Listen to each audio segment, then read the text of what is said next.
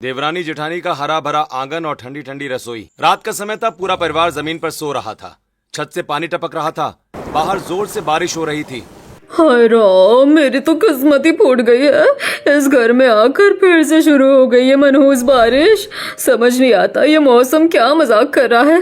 अरे कहीं बारिश हो रही है, कहीं गर्मी हो रही है, और इन दोनों के चक्कर में घर में जो ये भभका और उमस हो रही है ना, उससे तो किसी की जान ही निकल जाएगी। अरे सुमित्रा, सो जा। हम इस मौसम का कर क्या सकते हैं, सो जा।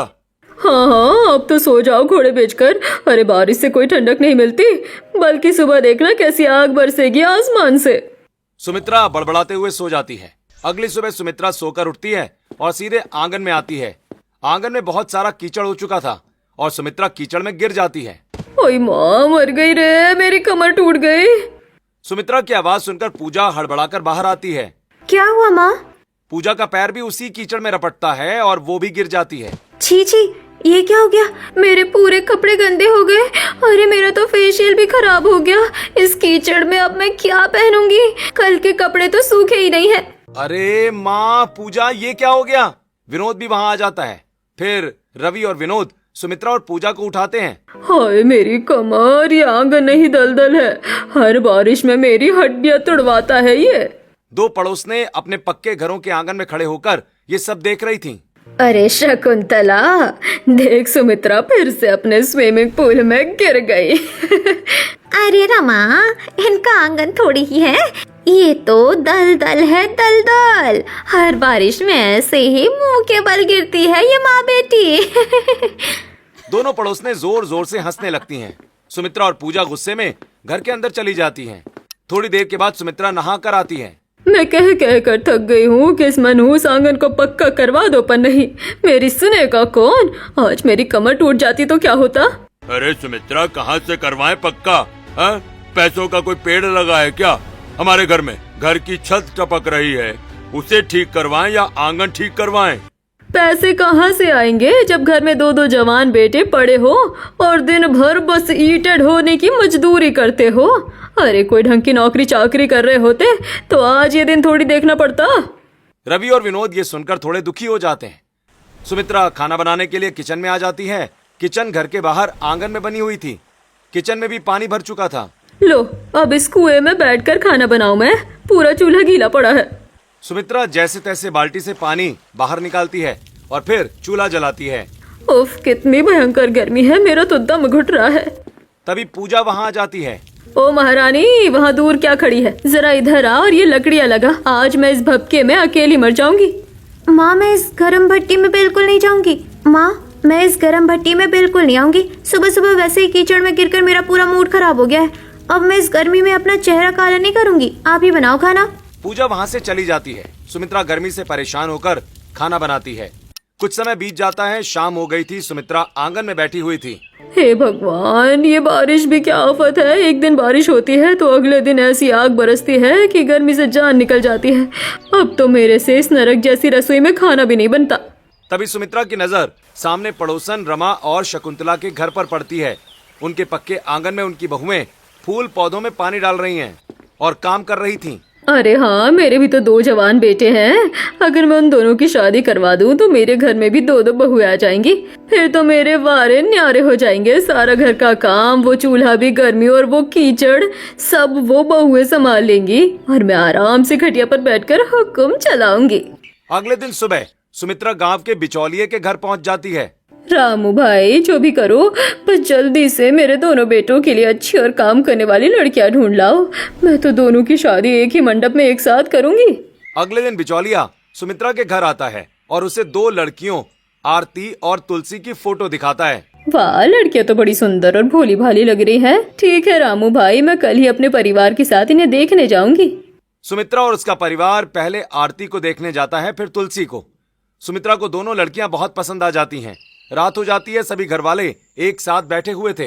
देखो जी, मुझे तो दोनों लड़कियां एकदम पसंद आ गई है। रवि और विनोद, तुम दोनों को भी ठीक लगी ना? हाँ माँ, लड़कियाँ अच्छी हैं। ठीक है, फिर शुभ काम में देरी कैसी, शादी पक्की कर देते हैं। और हाँ, हम दोनों की शादी एक ही दिन एक साथ करेंगे। वैसे भी घर में पैसे तो है नहीं, एक साथ निपटा देंगे तो टेंट और खाने का बहुत सारा खर्चा बच जाएगा। विनोद और रवि की शादी आरती और तुलसी से हो जाती है। दोनों का गृह प्रवेश हो रहा था और बारिश भी हो रही थी। आंगन में कीचड़ हो चुका था। अरे बहुओं, जल्दी अंदर आ जाओ वरना लहंगा खराब हो जाएगा। आरती और तुलसी जल्दी से अंदर आती हैं। अंदर का हाल भी कीचड़ से खराब हो चुका था। माँ जी, ये तो पूरा कीचड़ हो गया। अरे बहू, अब क्या कर सकते हैं, बारिश है तो आंगन में कीचड़ तो होगा ही ना। अब तुम दोनों थोड़ा एडजस्ट करना सीख लो। चलो जाकर उस कोने में बैठ जाओ। आरती और तुलसी चुपचाप एक कोने में जाकर बैठ जाती हैं। आरती और तुलसी जहाँ बैठी थीं, वहाँ उनके ऊपर पानी टपकने लगता है। अरे भाभीओ, वहाँ मत बैठो, वहाँ हमें ये बाल्टी रखनी पड़ेगी, वरना रात तक हमारा ये घर तालाब बन जाएगा। बारिश में ऐसे ही टपकता है। अगली सुबह तुलसी और आरती घर से बाहर आती हैं। आंगन में बहुत सारा कीचड़ हो चुका था और किचन में भी पानी भरा हुआ था। लो जेठानी जी, कर लो पहले रसोई। यहाँ तो खाना क्या, एक कप चाय भी नहीं बन सकता, कितना पानी भर गया है यहाँ। अरे रोने से थोड़ी कीचड़ साफ होगा तुलसी। चल बाल्टी उठा, पहले इस पानी को खाली करते हैं।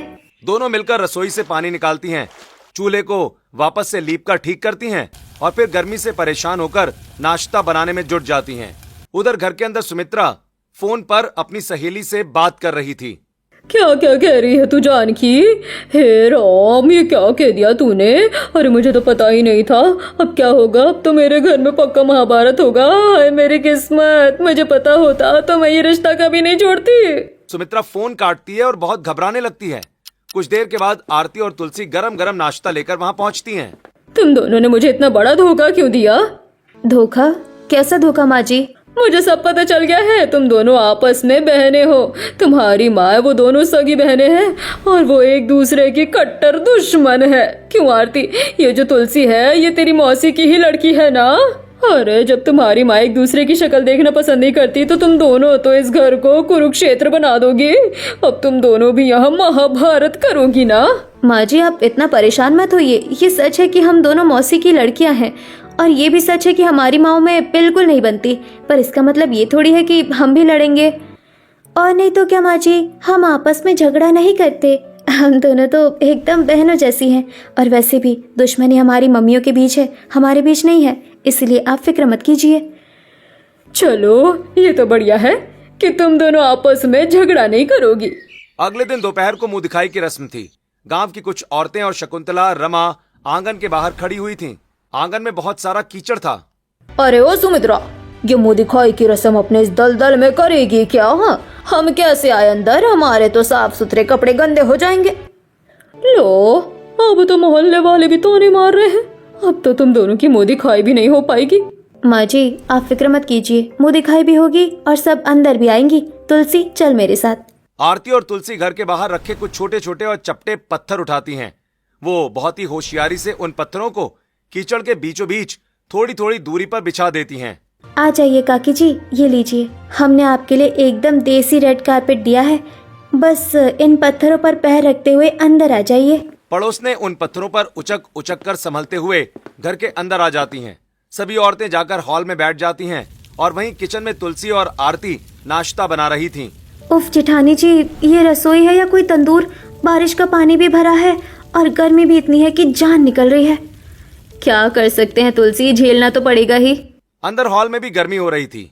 उफ सुमित्रा, तुम्हारे घर में तो ऐसा लग रहा है जैसे किसी ने आग लगा रखी हो। ना कोई ढंग का पंखा है, ना कोई कूलर।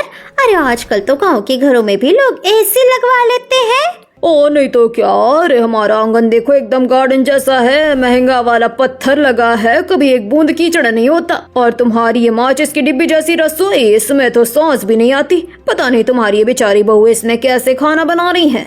दोनों ऐसे ही सबके सामने सुमित्रा की बेइज्जती करने लगती हैं। कुछ देर के बाद मुंह दिखाई की रस्म खत्म हो जाती है।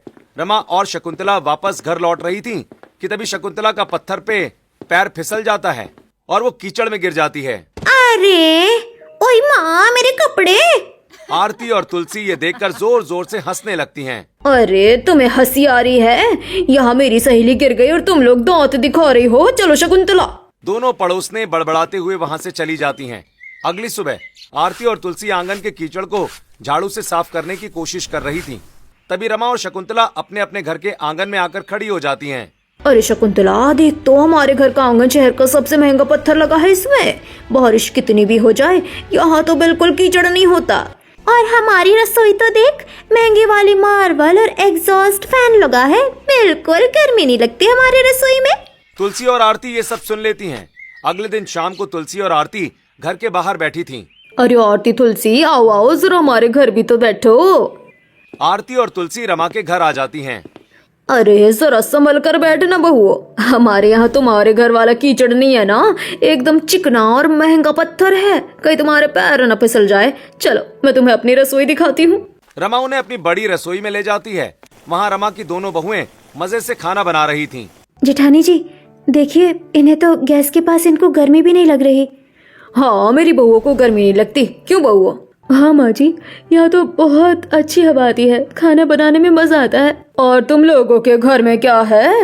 आंगन में कीचड़, घर के अंदर कीचड़, रसोई में कीचड़। अरे तुम्हारी जिंदगी में कीचड़ के सिवा है ही क्या? रमा आरती और तुलसी की बहुत बेइज्जती करती है। आरती और तुलसी दुखी होकर वहाँ से चली जाती हैं। अगली सुबह आरती एक पुराने स्टूल पर चढ़कर एक ऊंची अलमारी से कुछ सामान उतार रही थी कि तभी उसका बैलेंस बिगड़ता है और वो गिर जाती है।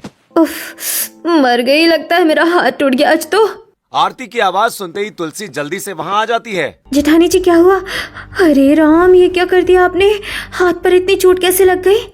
अरे कुछ नहीं तुलसी, बस डब्बा फिसल गया था, तू घबरा मत। कैसे ना घबराऊं? आपको अकल नहीं है क्या?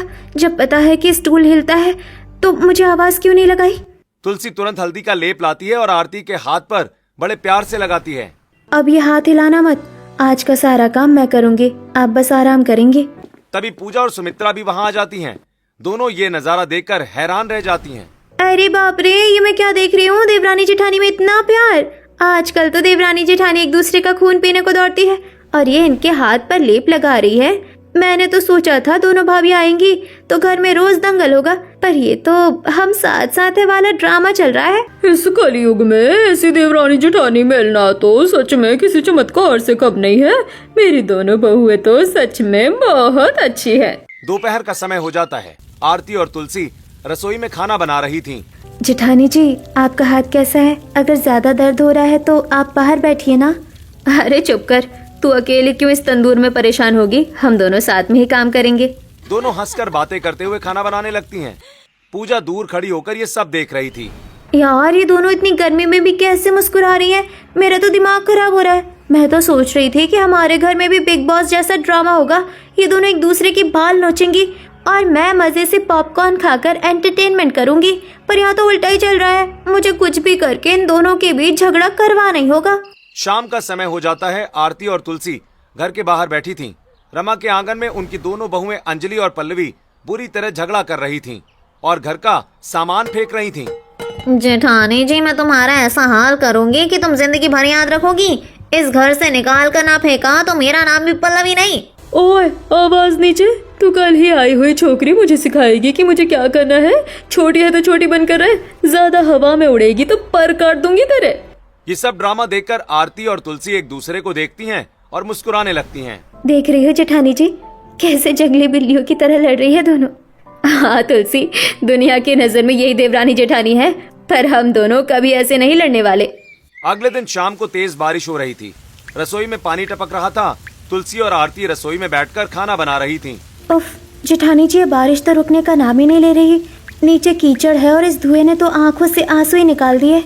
मेरा भी चेहरा देख तुलसी, इस गर्मी और धुएं से टमाटर जैसा लाल हो गया है। दोनों खाना बनाकर खाने से भरे बर्तन लेकर रसोई से आंगन की तरफ जाती हैं और कीचड़ में उनका पैर फिसल जाता है और दोनों के ऊपर उनका खाना गिर जाता है। सभी घर वाले जल्दी से बाहर आ जाते हैं। अरे वाह, दोनों भाभीयों का मटबात हो गया, क्या सीन है। तभी रवि और विनोद अपनी अपनी पत्नियों को उठाकर अंदर ले जाते हैं। आरती और तुलसी जल्दी से नहाती हैं और फिर रवि और विनोद के पास जाती हैं। देख लिया आपने तमाशा, हम दोनों कीचड़ में गिर गई, सारा खाना बर्बाद हो गया। हमें कितनी चोट लगी है, आपको कोई फिक्र है?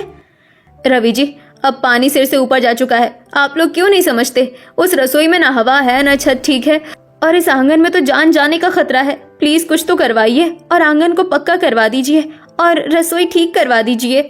तुलसी, हम तुम्हारी परेशानी समझते हैं, पर तुम भी तो हमारी मजबूरी समझो। आरती, हम दोनों भाई दिन रात मजदूरी करते हैं, फिर भी इतने पैसे नहीं जुट पाते कि हम ये बड़े काम करवा सकें। पर मैं वादा करता हूँ, जैसे ही हमारे पास थोड़े पैसे जुट जाएंगे ना, मैं सबसे पहले ये आंगन पक्का करवाऊंगा। आरती और तुलसी ये सुनकर दुखी हो जाती हैं। अगले दिन सुबह आरती और तुलसी चाय लेकर रघुनाथ जी और सुमित्रा के पास पहुंचती हैं। बाबूजी, माँ जी, हमें आपसे कुछ बात करनी है। हाँ बोल, क्या बात है? माँ जी, वो रसोई की हालत बहुत खराब है, पानी टपकता है, धुआं भरता है और बहुत गर्मी लगती है। आप उस रसोई की मरम्मत करवा दीजिए। और बाबूजी, इस आंगन को भी थोड़ा ठीक करवा दीजिए। कल रात हम दोनों कीचड़ में गिर गई थी, किसी दिन किसी को कोई बड़ी चोट लग जाएगी। अरे बहुओं, तुम क्या समझती हो, हम कोई करोड़पति सेठ हैं क्या? अभी अभी तो तुम दोनों की शादियों का कर्जा सिर पर चढ़ा है, अब तुरंत घर ठीक करवा दूं? हाँ, महारानियों को आए अभी 2 महीने भी नहीं हुए और अभी से फरमाइशें शुरू। और ये कीचड़ और गर्मी क्या तुम ही झेल रही हो? मैं भी तो पिछले 30 साल से यही सब झेल रही हूँ ना। मैंने तो कभी शिकायत नहीं की। चुपचाप जाकर अपना काम करो और थोड़ा एडजस्ट करना सीखो। तुलसी और आरती ये सुनकर दुखी हो जाती हैं और वहां से चली जाती हैं। रात को तुलसी और आरती एक साथ बैठकर बातें कर रही थीं। जेठानी जी, बहुत हो गया, कोई हमारी बात नहीं सुन रहा ना पति, तो अब हम आंदोलन करेंगे, हम खाना ही नहीं बनाएंगे। हाँ तुलसी, जब तक वो हमारी बात नहीं मानेंगे हम धरने पर बैठेंगे। अगली सुबह आरती और तुलसी हॉल में एक चटाई बिछाकर बैठ जाती हैं और चिल्लाने लगती हैं। जब तक रसोई आंगन को ठीक नहीं करवाया जाएगा हम खाना नहीं बनाने वाली। अरे आरती, ये क्या तमाशा है? उठो यहाँ से, माँ बाबूजी बहुत गुस्सा करेंगे, उठो। तभी सुमित्रा जी हॉल में आ जाती हैं। हे राम, ये दिन देखने के लिए ही मैंने बहुएं लाई थी। अरे तुम क्या हमारी गरीबी और मजबूरी नहीं समझती? अगर इतना ही कीचड़ से नफरत है तो चली जाओ अपने अपने मायके। मैं तो पहले भी काम करती थी, अब भी कर लूंगी। तुम दोनों महारानी बनकर बैठी रहो, ये तुम्हारी बूढ़ी सास ही खाना बना लेगी और फिर किसी दिन उसी कीचड़ में फिसल कर मर जाएगी। सुमित्रा की ये बातें सुनकर दोनों बहुएं इमोशनल हो जाती हैं और अपने काम में लग जाती हैं। रात को आरती और तुलसी घर के बाहर बैठकर बातें कर रही थीं। जेठानी जी, अब हम क्या करें? मैं तो बहुत ज्यादा परेशान हो गई हूँ। रोने से काम नहीं चलेगा तुलसी। जब कोई साथ न दे तो इंसान को अपनी लड़ाई खुद लड़नी पड़ती है। अब इस घर का आंगन और वो रसोई हम दोनों मिलकर ठीक करेंगी। बिल्कुल सही कहा आपने। अगले दिन सुबह आरती और तुलसी रसोई को ठीक करने में लग जाती हैं। तुलसी एक बड़ी सी पुरानी पॉलिथीन लेकर उस कच्ची रसोई की टपकती छत पर बांध देती है। अब इस पॉलीथीन की वजह से बारिश का पानी चूल्हे पर नहीं टपकेगा। और ये जो छोटी सी खिड़की है ना, तुलसी उस छोटी सी खिड़की की ईंटें निकालकर उसे थोड़ा बड़ा कर देती है। अब इस बड़ी खिड़की से रसोई की सारी उमस बाहर निकल जाएगी और रसोई एकदम मस्त हो जाएगी। दूसरी तरफ आरती घर के बाहर से कुछ बड़े बड़े पत्थर उठाकर लाती है और उन्हें आंगन के बाहर एक बाउंड्री की तरह लगा देती है। देख तुलसी, मैंने ये बड़े पत्थरों की दीवार खड़ी कर दी है। अब जो गली का पानी हमारे आंगन में आता था ना, वो इन पत्थरों से टकराकर बाहर ही रुक जाएगा। हमारा आंगन एकदम सूखा रहेगा। तुलसी और आरती अंदर आ जाती हैं। रात को बारिश होती है। अगले दिन तुलसी और आरती खुश होकर आंगन में आती हैं, लेकिन आंगन में फिर से कीचड़ हो चुका था और वो दोनों इस कीचड़ में गिर जाती हैं। हे भगवान, ये क्या हो गया जेठानी जी? आपकी जुगाड़ तो पानी में बह गई और हमारी रसोई में भी पानी भर गया, सब बेकार हो गया। दूर खड़ी पूजा ये सब देखकर हैरान रह जाती है।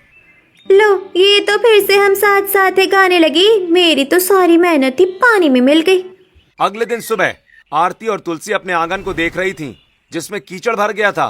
तुलसी, उस दिन हमारी मेहनत तो पूरी थी पर हमने दिमाग नहीं लगाया। मतलब क्या करेंगी आप? याद है, मुंह दिखाई के लिए हमने औरतों के चलने के लिए कीचड़ के बीच पत्थर रखे थे।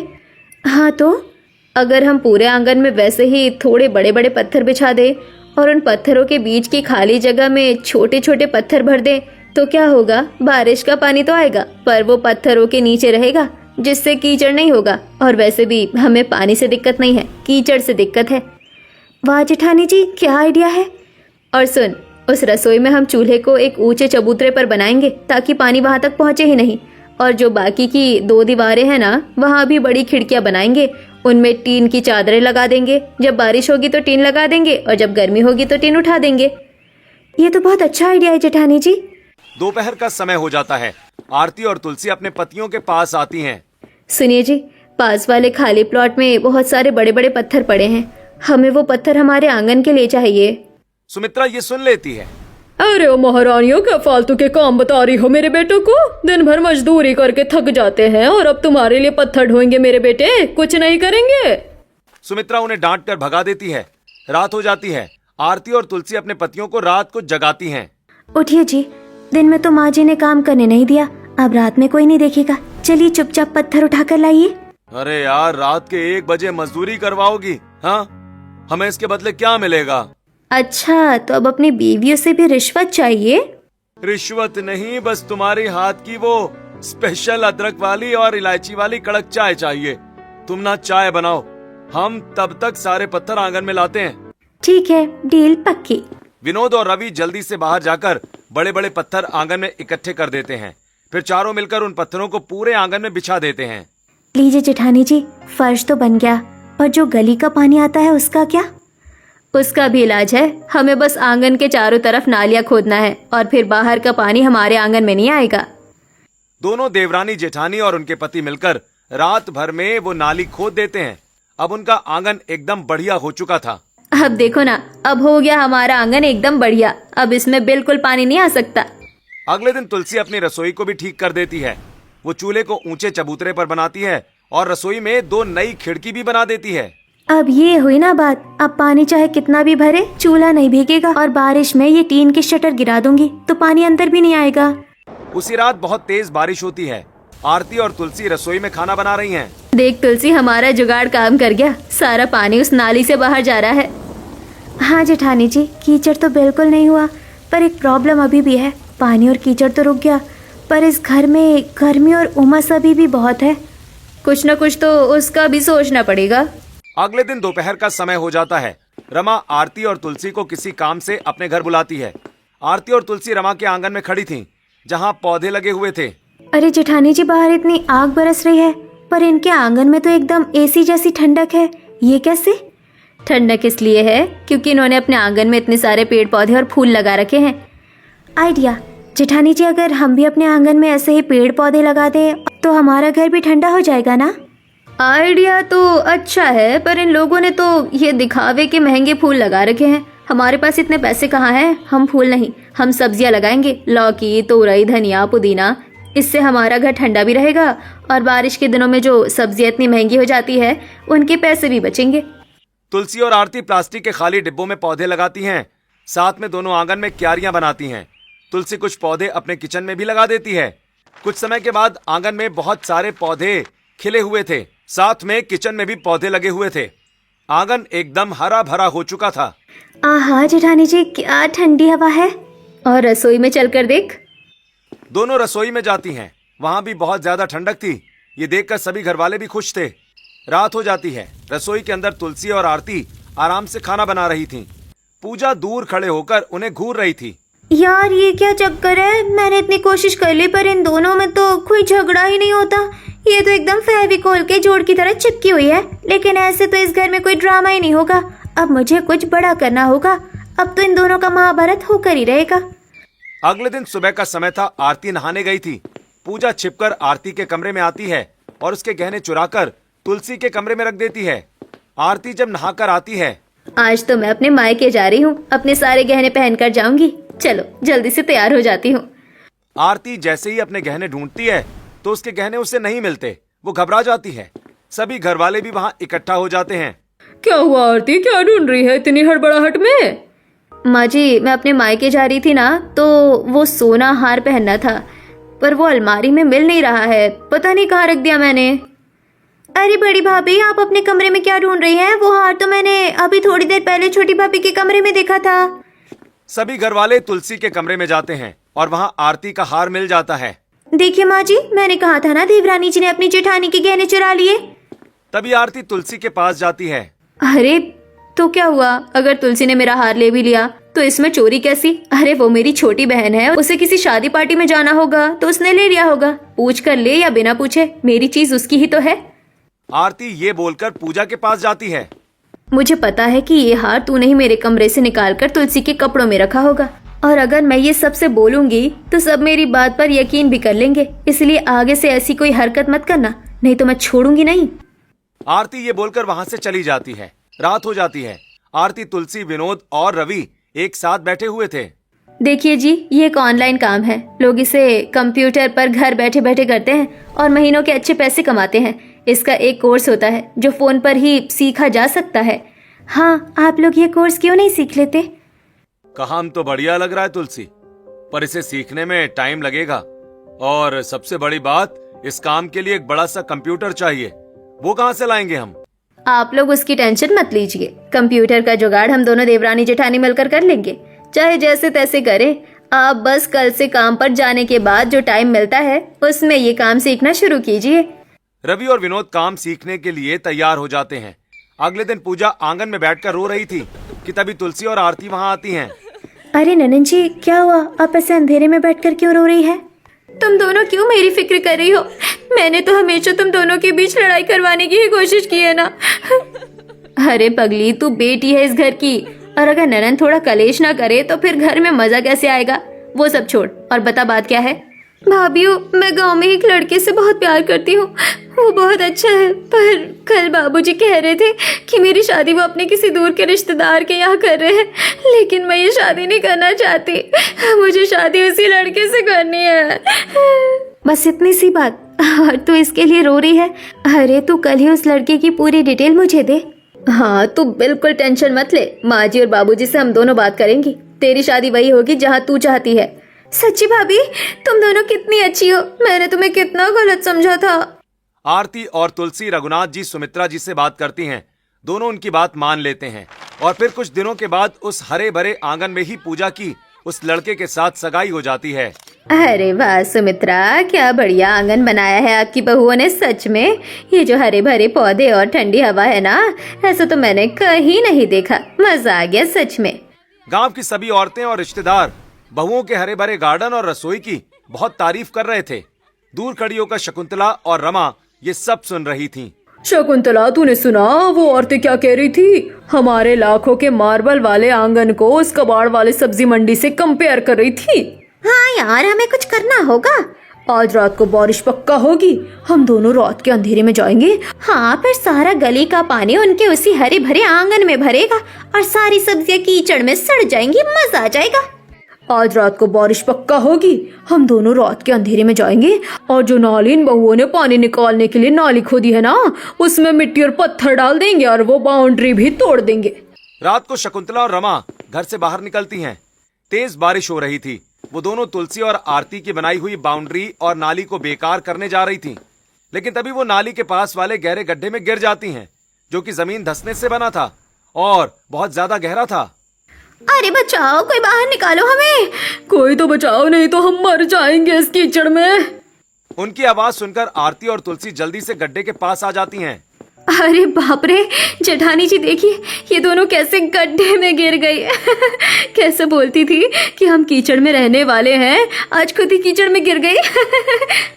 अरे काकी जी, आप दोनों रात के 2 बजे हमारे घर के बाहर मड बात ले रही हैं। आपके उस महंगे पत्थर वाले आंगन में कीचड़ नहीं था क्या, जो हमारे घर के बाहर आ गई?